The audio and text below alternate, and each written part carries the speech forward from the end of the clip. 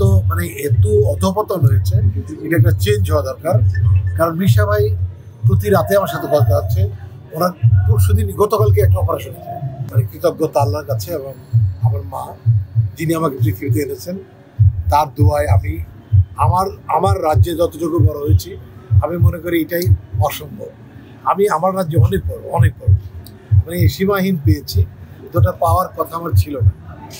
আমি কারোর সাথে কম্পেয়ার করবো না, আমার সাথে অনেক বড় আছে, আমি তাদের কথা বলছি না।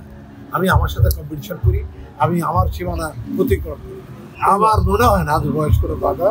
আমার সবগুলো ছবি, আমি এই কাগজের বউ যে মুভিটা রিলিজ হলো, এটার মধ্যে আমি একটা স্টুডেন্টের অ্যাক্টিং করেছি। আসলে অ্যাক্টিংটাই মেইন, পরিমণি ছিল আমার সাথে, আমি স্টুডেন্ট ছিলাম। আর আমরা যদি বোম্বে যাই, আমাদের দেখা যাবে 74 যে নায়ক সবচেয়ে হিট, আপনি তার নাম জানেন, 74 বছর বয়সী, উনি সবচেয়ে বেশি পারিশ্রমিক নেয়। ওনার অনেক কাটতি অনেক বেশি এবং সবাই ওনাকে সম্মান করে। শাহরুখ খান, সালমান খান সবাই ওনাকে সম্মান করে। এই যে আমি কাকে বলেছি, রজনীকান্ত। এটা অ্যাকচুয়ালি ফিটনেস তো কিছু পরিশ্রম করতেই হয়, কিছু ফোড়ে আর কিছুটা জিম এসব করে আমাকে থাকতে হয়। হিউজ কাজ, ওয়েব ফিল্ম প্রচুর আছে, মুভি আছে, 3টা মুভি অলরেডি ডান। কিশোরী, তার বউ একটা মুভি কমপ্লিট হয়ে গেছে, বউতে অ্যাক্টিং করেছি আমি এবং ববি।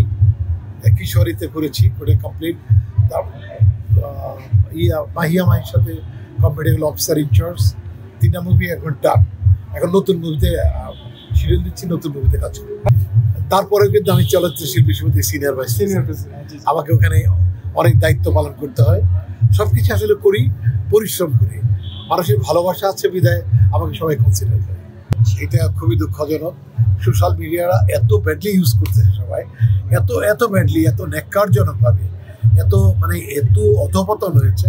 এটা একটা চেঞ্জ হওয়া দরকার। কারণ মিশা ভাই প্রতি রাতে আমার সাথে কথা হচ্ছে, ওনার পরশুদিন গতকালকে একটা অপারেশন হয়েছে, পায়ের লিগামেন্ট অপারেশন হচ্ছে, আপনারা অনেকেই জানেন। তো আর সেখানে দেখাচ্ছে যে ওনার একটা ভিডিও ফুটেজ যে পোস্ট করেছে, আমি চাই তার আল্লাহ তার বিবেককে জাগ্রত করুক। মানুষকে এরকমভাবে অপমান করার যোগ্যতা ওনাকে আল্লাহ দিয়েছে, আমি চাই উনি ওনার যোগ্যতা নিয়ে ভালো কাজ করুন। এইটা কোনো ক্ষতি করি না, কারণ যখন একটা শিল্পীকে যে ডাকবে, রাষ্ট্রনায়ক যারা ডাকবে তাদেরকে যেতে বাধ্য। কিন্তু উনি কোনো রাজনীতি করে কিনা, উনি কোনো দলের সাথে ওনার দেখা যায় কিনা এবং উনি কোনো কমিটিতে আছে কিনা, সেটা আমাদের দেখতে হবে। এটা উনি আসার পর কিন্তু মাত্র কালকে অপারেশন করে বাসায় গেছেন।